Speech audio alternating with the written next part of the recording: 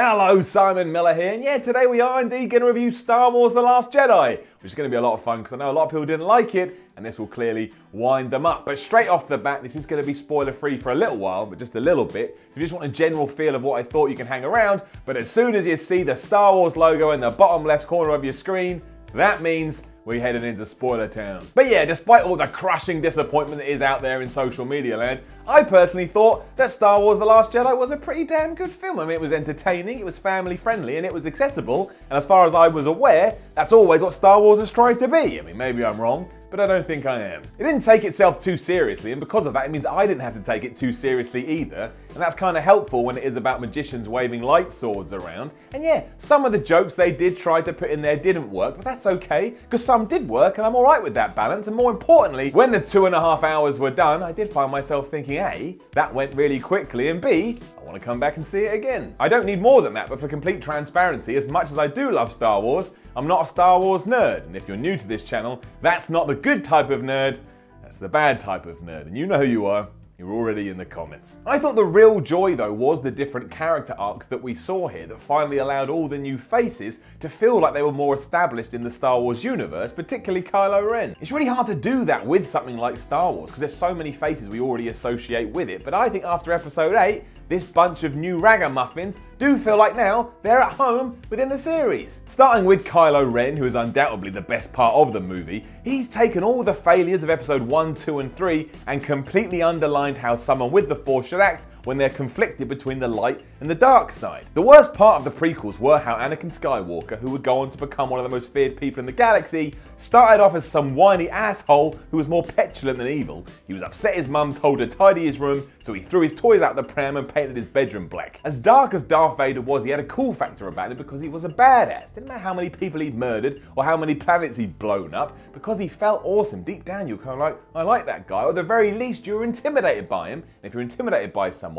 they do have a presence about them. No one was intimidated by Hayden Christensen's portrayal of the early Anakin Skywalker. He came across like a goit, but that is why Kylo Ren is so good. In direct contrast to this, especially in The Last Jedi, the formerly known Ben Solo's desperate struggle to pick a side is tearing him apart from within, and that's why he acts the way he acts. He wants to find his place in the universe, but deep down he doesn't know what that is. Hence why in episode 8 he has the chance to blow up General Leia, which is his mum, and he doesn't do it because he's conflicted, and confliction is what it's all about. His imbalance comes from this rage, which is being fueled forward by confusion. And it almost comes full circle when he does eventually kill High Emperor Snoke, or whatever his name is, because during that moment, you're meant to think that, Rey was right, he is going to be a good guy, whereas after the fact, he turns to Rey and he says, actually, screw the Resistance, screw the First Order, let's just blow it all up, start again. And as we're here, yeah, Snoke is wasted a little bit because we still have no clue who the hell he is or where the hell he came from. However, there is a bit more to that, and we'll get into that in a little bit.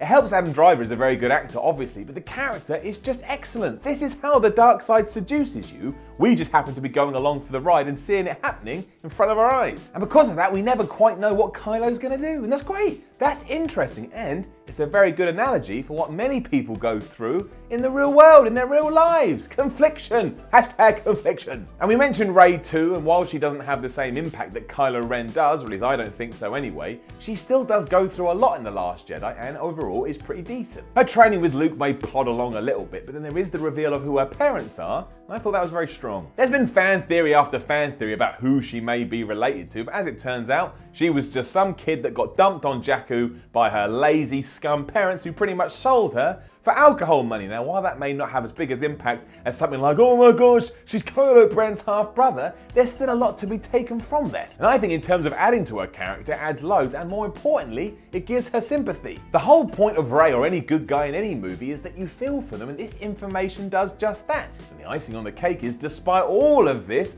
she's probably more like in with the Force, whatever the right term would be, than anybody, and is going to become one of the most important people in the entire galaxy. That's pretty cool if you ask me. It's kind of like being the Hulk. There's a huge downside, but the upside is so good, who cares about the downside? We also got the whole Force connection between Kylo Ren and Rey, and this seems to have irked some people because it does call into question the usual Star Wars approach that there's not two very set ways to view the Force. However, I like that. Moral ambiguity is far more interesting than you're a good guy and you're a bad guy, especially when you've got to episode 8 within a franchise And let's face it, there's loads more than that anyway. Which does of course lead us to Luke Skywalker, who is also the poster boy for this way of thinking. A legend who has lost his way and also lost his connection with the Force after he tried to train Ben Solo, and that all went very wrong when Ben Solo turned on his master and burned down an entire Jedi Academy. And I would imagine a lot of people didn't expect Luke to be as goofy as he was. I mean, the first thing he does after he receives that lightsaber that he was given at the end of The Force Awakens,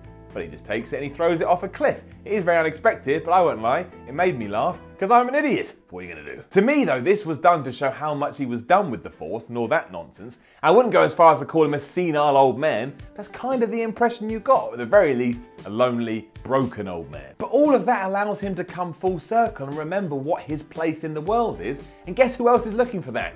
That's right, Rey, the person that he is teaching so they can help each other out, and also who's sitting outside of that looking for his place in all of this? Kylo Ren. You see all this? You see all this layers the movie had? It's good. Everything Skywalker does towards the end of the movie rocks as well. Even though it does turn out just to be a mental apparition when all is said and done. Seeing the most powerful Jedi in the land just stood there as he withstands loads of AT&T fire, and before you get on your high horse, yes, I call it AT&T, some of you call it but I tell you this, I don't give a shit, I don't care, it doesn't matter. Again, it's a movie about light swords and wizards. Anyway, that was a great visual, as was the fight with Kylo Ren, and the best bit was the line that Luke delivers afterwards, where he says to Ren, "If you strike me down with anger, much like you did to your old man Han Solo, I'm always going to be on your mind." And it's true. If you do anything out of anger and you know deep down it's bad, stuff never goes away. But yeah, it does all turn out that he's actually just sat on some rock somewhere on his magical island. He's doing all of this in his mind. But that's what the Force is all about. And we were always told that Luke Skywalker was super powerful, hence why he's able to do it with his brain. However, even this is too much for him, and he dies. Well, as much as a Jedi can die, when a Jedi dies they just vanish, but that just means he can be the floaty man in episode 9, much as Yoda, and he was in this movie too, was the floaty man right here in The Last Jedi, and I'm alright with that as well. And as we mentioned, Yoda, yeah, he turns up to help Luke Skywalker in his darkest and lowest moment. How can you not like that? It's fucking Yoda. The most upsetting aspect of the movie, for multiple reasons obviously, is the use of Leia. Now, it seemed very clear to me that all of this here was setting up an episode 9 confrontation between Leia and her son Kylo Ren. I mean, that felt very obvious to me and something that I would like to see. Plus, she's the only reason the Resistance makes it through episode 8, so she's pretty important. Even after being put into medical care after she's blasted off into space and she survives, because obviously she's part of the Force bloodline, she's part of the Skywalker bloodline, so she can do all of that stuff. Her presence lingers, and again, she is the reason they survive, because everyone's like, do it for Leia, do it for Leia. And I would have liked to have seen all that come to fruition in 2019, and again, that's not what's important here when it comes to reality. However, within the world of the movie, it is a bit of a shame that we're not all going to see how that was meant to plan out. And as for the rest of the bunch, well, I'll admit there are a few decisions here that you could potentially raise an eyebrow at, especially if we're talking about Finn. Now, I didn't think this was a particularly big deal, and I did like what the movie did with him and Rose. A lot of people out there are saying, oh, they only put this big subplot in there so those two had something to do. Yeah, obviously, it's a film, you have to write something for them, otherwise they won't have anything to do. Anyway, rather than go into the nitty gritty, it did seem that his big feud with Phasma, who is the head stormtrooper, kind of ended without a bang. Well, it did literally end with a bang, as there was a big explosion and he just knocked her into all the fire and stuff. But that was it.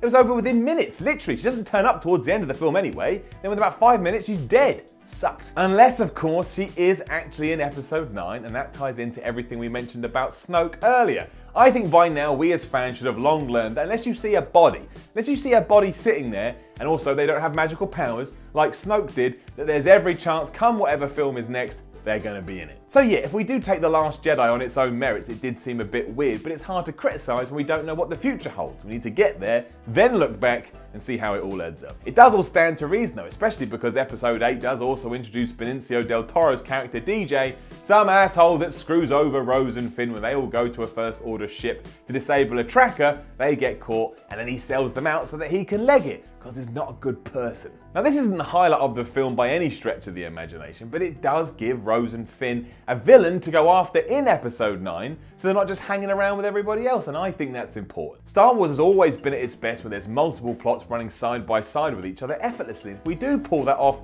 we get a nice little trio of deaths to end the new trilogy as well. Rey can kill Kylo Ren, Finn can kill Phasma properly, and Rose can do away with DJ. How lovely is that? There's a ton going on in The Last Jedi as well when you think about it, and I think that's another reason why I enjoyed it so much. You've got Poe Dameron taking down dreadnoughts at the start to eventually committing mutiny. There's Laura Dern's Admiral Holdo's short but kind of interesting stand-in for General Leia, and everything going on with General Hux. Boy howdy are a lot of people pissed off with General Hux. Apparently too comical for Star Wars, a bunch of movies that have always had comedy in them. I liked his performance, especially because he kind of had to be like this, because his whole motivation is kill everything. He's basically insane, and we don't even know why he wants to kill everything. He just runs around shouting like a loon. But that's why it works. He's just a crazy guy, and therefore he's going to act like a bit like a crazy guy. Obviously there's a ton more stuff we could go into, but overall I think Star Wars The Last Jedi is a very fun movie within the franchise, and takes all of its ideas and does a lot of interesting stuff with it. Criticisms such as, well, it's nothing like the other movies, seem strange to me, because we have those movies, and let's face it, 1, 2 and 3 are terrible, and anything that's not like 1, 2 or 3 has to be a tick in the right box straight away. Also, this movie feels like a far better fit than all of those prequels, and the acting is a far lot better too. Even with the lighter tone that is set from the off, when it has to get dark, it does get dark, and it gets a hell of a lot darker than any of those films from the late 90s do. Even Revenge of the Sith, which did have moments like that, feels messy and confused compared to this. I always felt like I had to try and enjoy those movies. Here, that wasn't the case at all. So I know the comments will rage and people will argue about this for weeks, even though they'll then go back to the cinema and watch it multiple times. But yeah, Star Wars The Last Jedi, I thought it was a damn enjoyable Star Wars movie, and Kylo Ren is great in it. So that's it. That's it. 2 thumbs up from me, some random dude on the internet. What are you gonna do? What are you gonna do? Comment. That's what. Now, please do head on over to patreon.com/Simon316 and support these videos. Like, share, and subscribe. Do leave a comment below. And then come follow me on Twitter at Simon316 and subscribe to my YouTube channel for more stuff like this. See you soon.